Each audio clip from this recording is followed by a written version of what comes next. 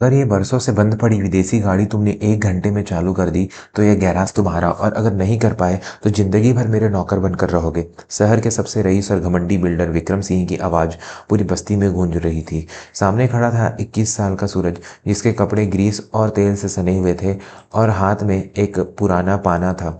उसके पीछे खड़े थे 70 साल के रहीम चाचा, जो डर के मारे कांप रहे थे। यह गैरेज ही उनकी पूरी दुनिया थी, जिसे आज विक्रम सिंह हड़पना चाहता था। कहानी की शुरुआत होती है शहर के पुराने इलाके की एक तंग गली से। वहाँ टीन की छत वाला एक छोटा सा पुराना गैराज था, रहीम मोटर वर्क्स। रहीम चाचा पिछले 50 सालों से वहाँ गाड़ियाँ ठीक कर रहे थे। उनका कोई बेटा नहीं था। 10 साल पहले उन्हें सड़क किनारे एक भूखा प्यासा अनाथ लड़का मिला था। रहीम चाचा ने उसे खाना खिलाया और अपने पास रख लिया। वही लड़का सूरज बन चुका था। सूरज के लिए रहीम चाचा ही पिता थे और यह गैरेज उसका मंदिर। सूरज में एक अजीब हुनर था। वह गाड़ियों की आवाज़ सुनकर बता देता था कि बीमारी कहाँ है। लोग कहते थे कि सूरज के हाथों में जादू है, वह मरे हुए लोहे में भी जान फूंक देता था। लेकिन उनकी यह छोटी सी खुशहाल दुनिया तब हिल गई जब विक्रम सिंह की नज़र उस जमीन पर पड़ी। विक्रम सिंह वहाँ बड़ा शॉपिंग मॉल बनाना चाहता था। उसने रहीम चाचा को डराया धमकाया, लेकिन चाचा ने गैरेज बेचने से मना कर दिया। आज सुबह विक्रम सिंह अपने लाम लश्कर के साथ वहाँ पहुंचा था। उसके साथ एक बड़ा ट्रक था, जिस पर एक बहुत पुरानी धूल की ढकी विंटेज कार लदी थी। यह एक विदेशी गाड़ी थी जो पिछले 20 सालों से कबाड़ में पड़ी थी। बड़े बड़े इंजीनियर और मैकेनिक इसे चालू नहीं कर पाए थे। विक्रम सिंह ने अपनी मूंछों पर दाव देते हुए कहा, रहीम, तू खुद को बहुत बड़ा कारीगर समझता है ना? देख, यह मेरे परदादा की निशानी है। शहर के बड़े बड़े शोरूम वाले इसे हाथ लगाने से डरते हैं। अगर तेरे इस चेले ने इतना ही हुनर है तो इसे चालू करके दिखाए। सर मंजूर है? रहीम चाचा ने हाथ जोड़ते हुए कहा, मालिक, हम तो छोटे लोग हैं, हम इतनी बड़ी गाड़ी का काम नहीं जानते, हमारी रोजी रोटी मत छीनो। लेकिन सूरज ने रहीम चाचा के कंधे पर हाथ रखा। उसने देखा कि चाचा की आंखों में आंसू है। उसे जिस पिता समान बुजुर्ग ने उसे पाला, आज वही एक घमंडी के सामने गिड़गिड़ा रहा था। उस सूरज ने देखा नहीं गया यह सूरज से देखा नहीं गया। उसने आगे बढ़कर विक्रम सिंह की आंखों में देखा और कहा, शर्त मंजूर है सेठ, लेकिन अगर मैंने गाड़ी चालू कर दी तो आप रहीम चाचा की ज़मीन के कागज अभी के अभी वापस करेंगे और कसम खाएंगे कि दोबारा इस गली में कभी नहीं आएंगे। विक्रम सिंह जोर से हंसा, हा हा हा, भिखारी के तेवर तो देखो। ठीक है, मंजूर है, लेकिन याद रखना, समय सिर्फ 1 घंटा है। अगर 1 घंटे में इंजन की आवाज़ नहीं आई तो यह गैरेज भी मेरा और तू मेरा बंधुआ मजदूर। भीड़ जमा हो चुकी थी। मोहल्ले के लोग सांस रोके खड़े थे। सबको पता था कि यह नामुमकिन है। जिस गाड़ी को विदेशी इंजीनियर नहीं बना पाए, उसे एक गली का लड़का कैसे ठीक करेगा?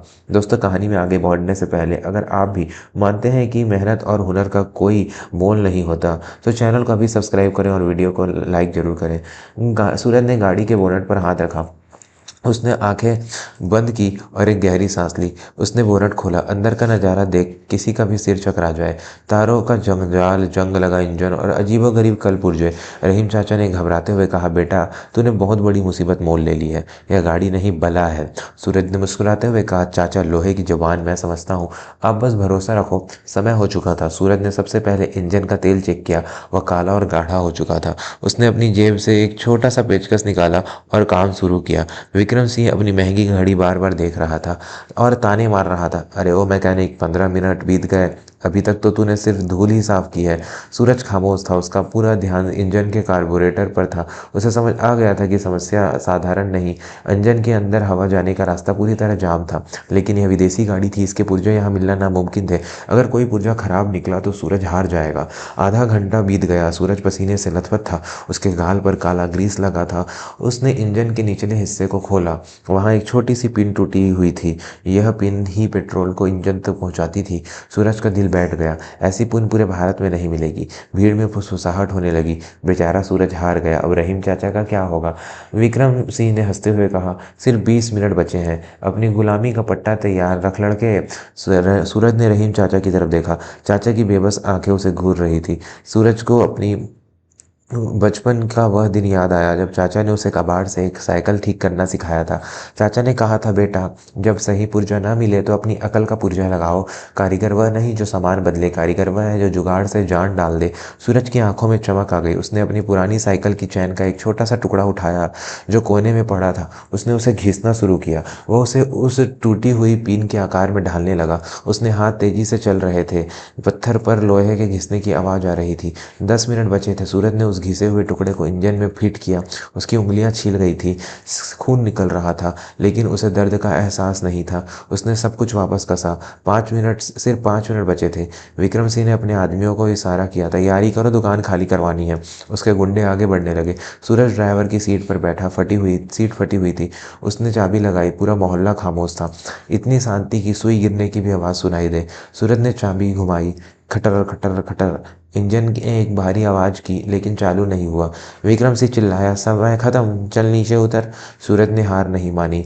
उसने आंखें बंद की और मन ही मन प्रार्थना की। उसने रहीम चाचा का चेहरा याद किया। उसने दोबारा चाबी घुमाई और एक्सीलेटर पर पैर दबाया। खटर खटर घुर्र। अचानक एक जोरदार धमाके जैसी आवाज़ हुई और फिर दुक दुक दुक दुक। वह सोई हुई शेरनी जाग उठी थी। इंजन की दहाड़ से पूरी गली गूंज उठी। साइलेंसर से काला धुआं निकला और फिर इंजन एक लय में चलने लगा। वह आवाज़ किसी संगीत से कम नहीं था। दोस्तों, क्या आपको भी लगता है कि सूरज की मेहनत रंग लाई? अगर आपका दिल भी इस जीत से खुश हुआ है तो अभी सब्सक्राइब का बटन दबाएं और कमेंट में जय हिंद लिखें। विक्रम सिंह के चेहरे से हंसी गायब हो चुकी थी। उसका मुंह खुला का खुला रह गया। वह अविश्वास से गाड़ी को देख रहा था जिसे देश के बड़े बड़े इंजीनियर ने कबाड़ घोषित कर दिया था। सूरज गाड़ी से नीचे उतरा। उसने अपने गंदे हाथों से पसीना पोंछा और विक्रम सिंह के सामने जाकर खड़ा हो गया। उसने कुछ नहीं बोला, बस इंजन की तरफ इशारा किया जो अभी भी मक्खन की तरह चल रहा था। रहीम चाचा दौड़ते हुए आए और सूरज को गले लगा लिया। वे फूट फूट कर रोने लगे। मेरे शेर, तूने आज मेरी लाज रख ली। तूने साबित कर दिया कि तू मेरा बेटा है।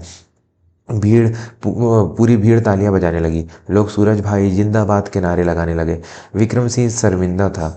सबके सामने उसकी हेकड़ी निकल चुकी थी। शर्त के मुताबिक अब वह कुछ नहीं कर सकता था। उसने चुपचाप जेब से एक लिफाफा निकाला जिसमें जमीन के कागजात की फोटोकॉपी थी। असली कागज उसके पास नहीं थे। वह तो सिर्फ डराने आया था, लेकिन उसने सबके सामने सिर झुकाया। विक्रम सिंह ने धीमी आवाज में कहा, मैं अपनी जुबान का पक्का हूँ। आज तुमने मेरा घमंड तोड़ा है। यह हुनर बिकाऊ नहीं है, मुझे समझ आ गया। वह अपने आदमियों के साथ वापस जाने लगा, लेकिन तभी सूरज ने आवाज़ दी, सेठ जी। विक्रम सिंह रुका। सूरज के पास जाकर कहा, गाड़ी तो चालू हो गई है, लेकिन इसका पुराना सामान वापस लाने में मुझे और रहीम चाचा को 1 हफ्ता लगेगा। अगर आप चाहें तो हम इसे नई जैसी बना सकते हैं। पैसा नहीं चाहिए, बस इज्जत चाहिए। विक्रम सिंह ने मुड़कर सूरज को देखा।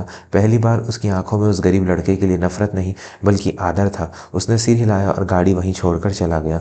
उस दिन के बाद रहीम मोटर वर्क्स की किस्मत बदल गई। विक्रम सिंह ने खुद पूरे शहर में सूरज के हुनर की तारीफ की। दूर दूर से लोग अपनी महंगी गाड़ियां ठीक करवाने उसी छोटे गैरेज में आने लगे। सूरज ने गैरेज को बड़ा किया, लेकिन उसने कभी रहीम चाचा का साथ नहीं छोड़ा। कुछ सालों बाद सूरज शहर का सबसे बड़ा मैकेनिक बन गया। उसके पास अब दौलत थी, शोहरत थी, लेकिन वह आज भी उसी पुराने पाने से काम करता था और हर गाड़ी ठीक करने से पहले रहीम चाचा के पैर छूता था। एक दिन एक पत्रकार ने सूरज से पूछा, आप इतनी बड़ी बड़ी मशीनें कैसे ठीक कर लेते हैं जो कंप्यूटर भी नहीं कर पाते? सूरज ने मुस्कुराते हुए जवाब दिया, मशीनें दिमाग से नहीं, दिल से समझी जाती है। और हुनर किसी अमीर बाप की जागीर नहीं होता, वह तो बस पसीने और लगन का गुलाम होता है। निष्कर्ष, मोरल। दोस्तों, इस कहानी से हमें यह सीख मिलती है कि कभी किसी को उसके कपड़ों या उसकी गरीबी से नहीं आंकना चाहिए। असली हीरा अक्सर कोयले की खान में ही मिलता है। परिस्थितियाँ चाहे कितनी भी मुश्किल क्यों ना हो, अगर आपके पास हुनर है और बड़ों का आशीर्वाद है तो अब नामुमकिन को भी मुमकिन कर सकते हैं। दोस्तों, अगर इस कहानी ने आपके दिल को छू लिया है तो जाते जाते वीडियो को लाइक करें, अपने दोस्तों के साथ शेयर करें और ऐसी ही बेहतरीन कहानियों के लिए हमारे चैनल को सब्सक्राइब करना न भूलें। घंटी का बटन जरूर दबाएं ताकि अगली कहानी आप तक सबसे पहले पहुंचे। धन्यवाद।